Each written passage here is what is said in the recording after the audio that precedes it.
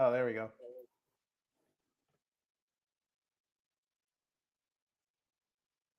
Hello, everyone. Welcome to RE Investment Podcast. So, I'm your host, Al Dominguez. I am the co founder at Sana Wealth. And today I have the pleasure of speaking with Brenda. She's a recruiter at a Fortune 500 company. She's a real estate investor. She's empowering peers. And she's the owner of 592 units in multifamily in Arizona. And she's building financial freedom and generational wealth through multifamily. So very excited to have you today, Brenda. Thank you for taking the time. Could you tell our listeners a little?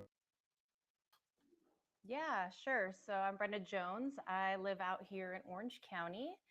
And like you mentioned, I'm a recruiter. I've been recruiting for 17 years now. I do work for a big tech company.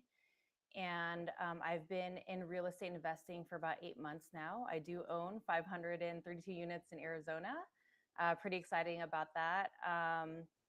And my goals right now are to target 100 to 200 units in either Arizona, Vegas, and the Carolinas. And I think the plan is for us to start a fund, so you'll be seeing that from me in the next couple of months. Amazing. I mean, your journey, 8 months, that's a lot you accomplished so far. So keep crushing it out here. A little bit in line with that statement, can you share your journey into real estate investing and what inspired you to pursue it? Yeah, of course. So me and my husband were trying to buy a primary home last year, and if you are knowing anything about real estate, that's when the interest rates were going crazy. So that was the time frame of February to August. And we were making offers every weekend, Friday, Saturday, Sunday.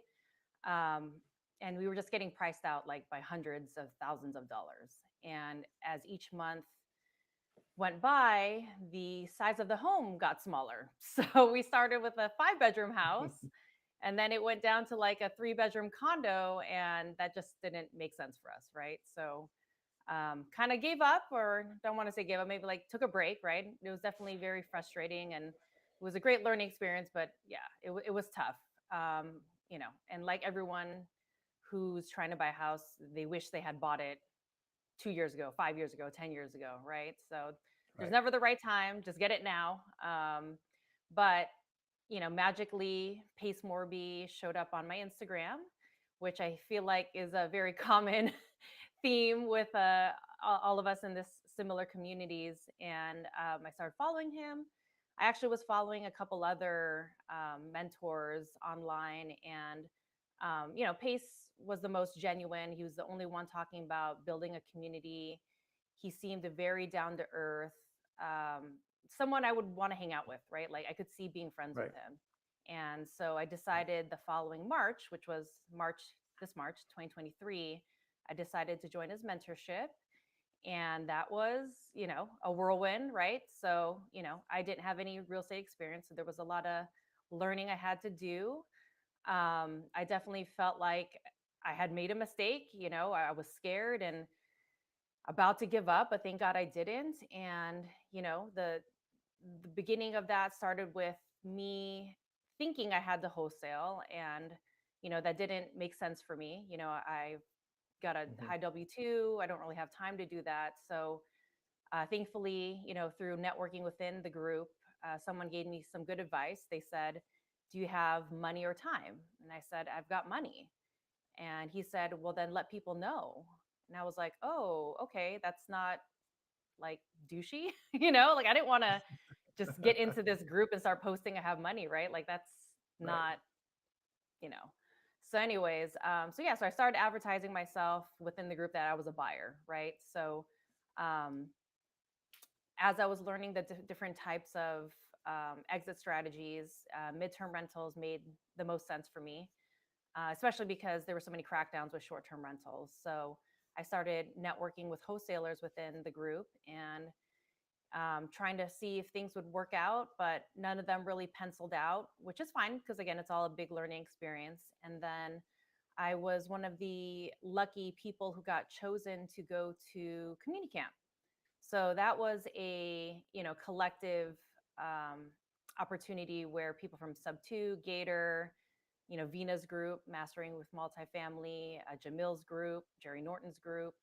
So I think it was about 150 people plus their families got to go to Kalispell, Montana, and that was amazing. And that's actually like the point in time where I tell people that my real estate journey really took off.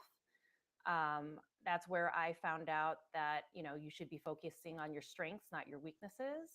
And so it was brought to my attention that I'm really great at networking. I'm great at building rapport. Like I'm a social butterfly. I can work a room.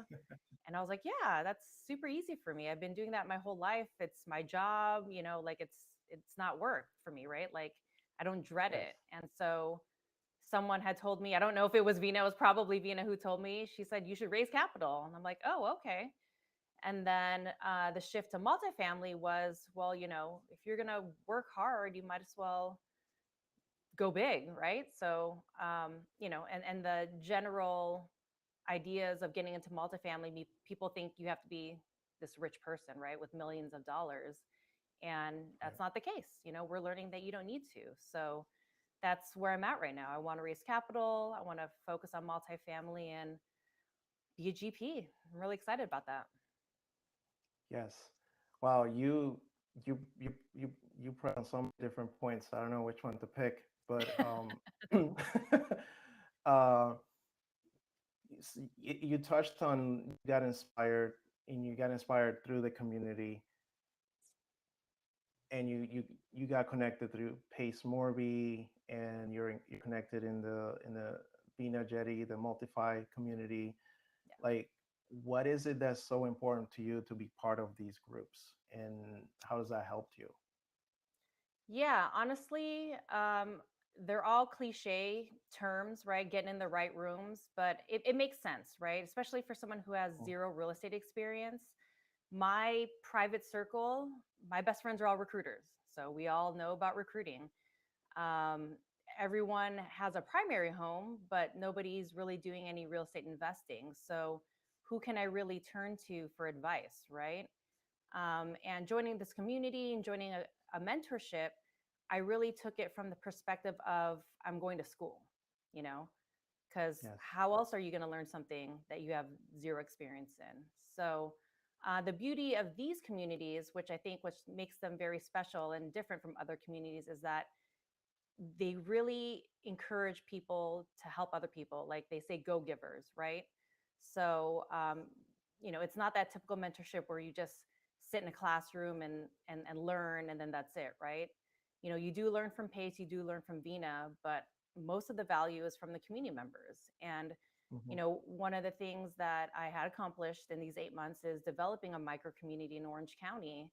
And that was because we needed a group in Orange County. There was groups in LA, groups in San Diego. And if you're familiar with SoCal, traffic sucks. So, driving 2 hours Yes. north or south is not always like the best thing you can do, right? So, a handful of us created a group, and 7 months now we've got 500 people in our Facebook group and 30 to 50 people who come see us every 2 weeks. And I've built amazing relationships with these people, and they've become friends, they've become family. I've invited them to my son's birthday. um, Community, honestly, it means everything. I don't think I would be where I'm at 8 months if I tried to do this by myself. Amazing. And it looks like you're very busy in the real estate world. I'm just wondering, how do you manage your role as a mother? I know we talked about you have a little boy and you have a W-2, and you're just making it happen. So how are you managing that, and what advice you may have for someone that is in similar roles and wants to get into real estate? Yeah. Well, I will make the comment that women are super women and we can multitask and do a bunch of things at the same time. But in all seriousness, just whenever I had extra time, right? So when I first started Sub 2, a lot of the self training, right, was on Zooms or watching like modules. And I'd wake up early and try to watch 2 hours of it. and then, get my Mhm. son ready for school, and then do my day job, and then at lunchtime, right, eat and get on a Zoom, and then do my job again, pick up my son, do dinner, all that fun stuff, put him to bed, and then get on Zoom again from like 8 to 11, right? Um, Sometimes I was tired, but I wanted to accomplish it quickly, because Yes. I'm a high achiever and I'm competitive and I really wanted to get things going. But um, you have to find the time, right? And again, that kind of falls back to like your strengths and passions. If you don't like real estate, like then don't do it, right? Like we in the community and like micro influencers make it look like it's fun and easy, but if you don't have the passion for it, you're not going to want to do it, right? You're going to give up after a couple weeks. So find something that excites you. Like I said, for me, like recruiting and doing real estate is practically the same skill set. It's just a different product. So for me, Mm. I'm not learning how to sell anymore. I'm just learning about real estate. So, um, yeah, I mean, if you want something, you make the time, right?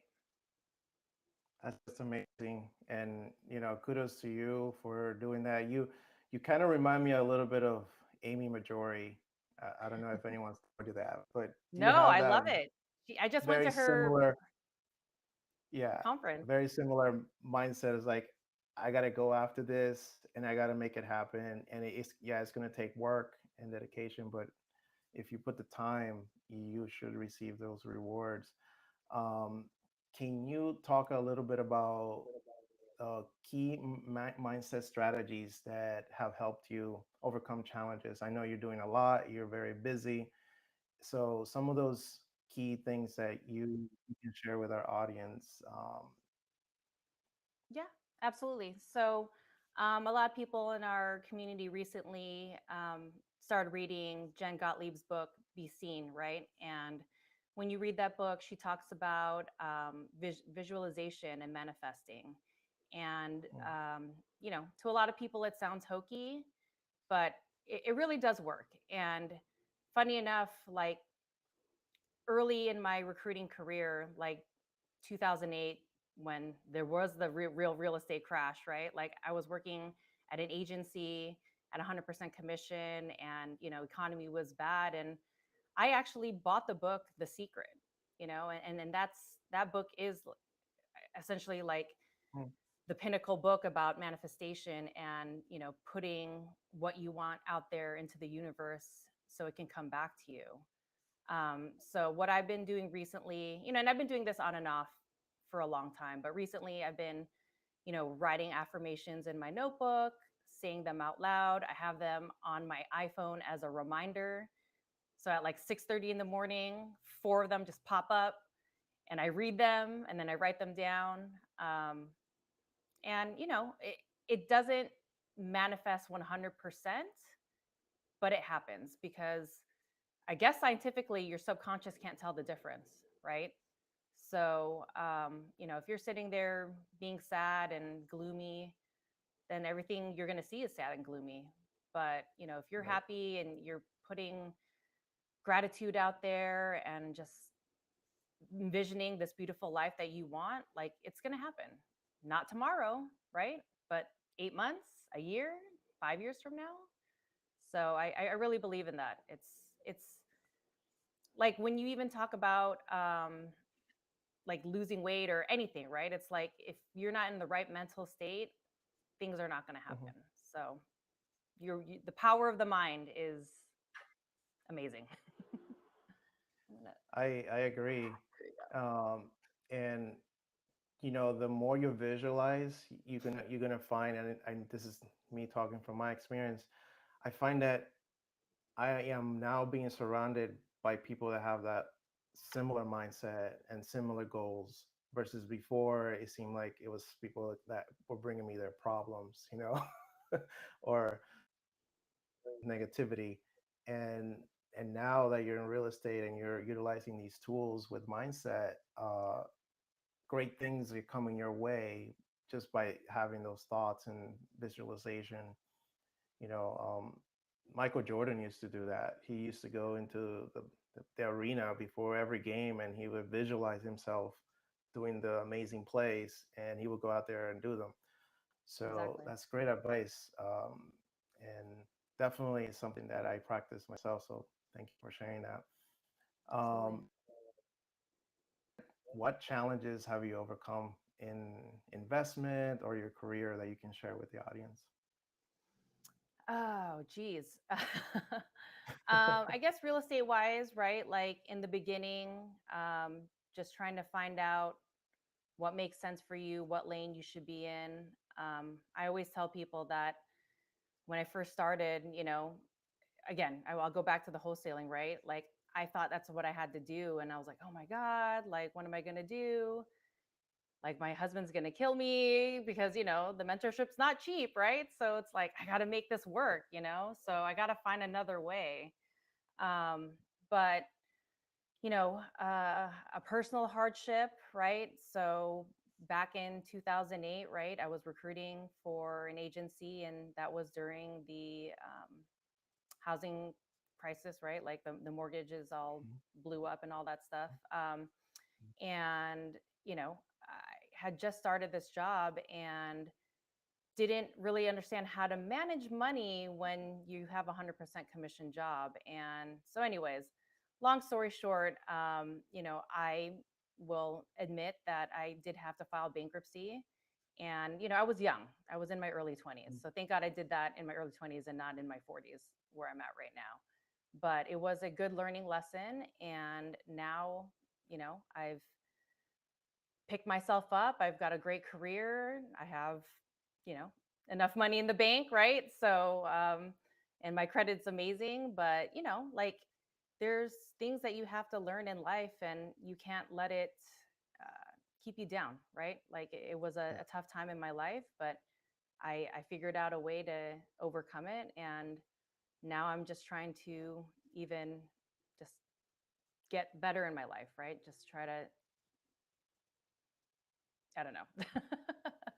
So No, yeah. that's just amazing. Thank you for sharing that story, because those are the things that make us stronger, right? Um, if you had not gone through that, probably your future would be different, because Yeah. that's how we learn, that's how we grow. Just going, metal to the fire type of situation that makes us grow. So Yeah. I can definitely see that in your journey. That's amazing. Uh, can you offer any advice to our listening, or who are looking to get started in real estate investing? Yeah. I kind of like repeat the same kind of themes over and over again, but the few things that I've learned through this journey is focusing on your strengths. So if you are a part of Sub 2 or thinking about joining Sub 2, Pace has a YouTube series called the Avatar series, and he breaks down, I don't even know how many there are. I think there's at least 20, right? Different types of roles you can do in real estate.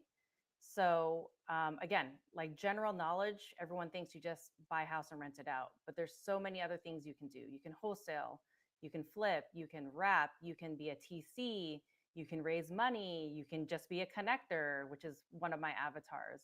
So again, like figure out what makes sense for you, what you enjoy, because that just makes it so much easier. And then something that we learned in Rosie Noel's group is Clifton Strengths, right? So that's something that, I think it's like a 35, 45-minute test where it identifies like 34 strengths.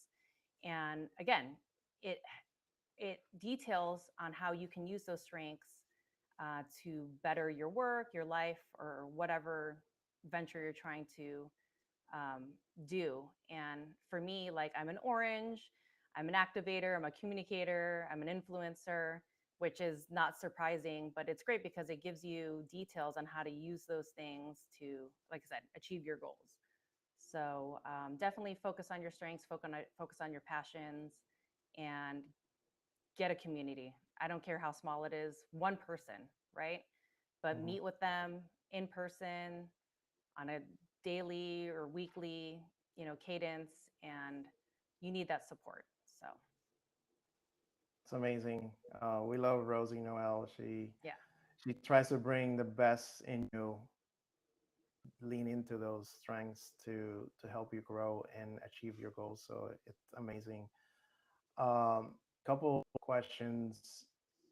Any books or podcasts recommend to the audience help you in your journey? Yeah. So I said I just read Jen Gottlieb's book, Be Seen. That was really great, especially if you want to amp up your social media presence. And then I read Alex Hormozzi's book, The $100 Million Leads. That's really good. Again, I've been in sales, but he did point out a lot of things that I didn't know, or at least, kind of gave me more information on, and like creating a lead magnet, which is something I'm trying to work on right now for myself. And then let me think, podcasts. I kind of just try to listen to a bunch of them, right? There's a lot of them within our community, like Catherine has one, right? So I think I'm going to be speaking on her soon. But I've listened to Bigger Pockets, I've listened to Cody Sperber's. I was just listening to Heather Blankenship's, the one that Vina was just on. So anything real estate related, I've been listening to, obviously. So, but yeah, the more you know, the better, right? You can never stop learning. Amazing. Well, Brad, we're so proud of you. I, what you accomplished in 8 months, it's amazing, and we can't wait to see. Thank you for sharing your story. How can the audience follow you on social media? Yeah. So I'm on Instagram. My handle is Brenda Rose Invests. I'm on Facebook, Brenda Rose Invests. I'm on YouTube, Brenda Rose Invests. So it's all the same across those platforms. I don't have anything on YouTube yet, but I'm working on it. But the main platform would be Instagram. Awesome. Well, thanks again, Brenda. Appreciate you and keep crushing it. I Until next appreciate one, it. Thank guys. you so much.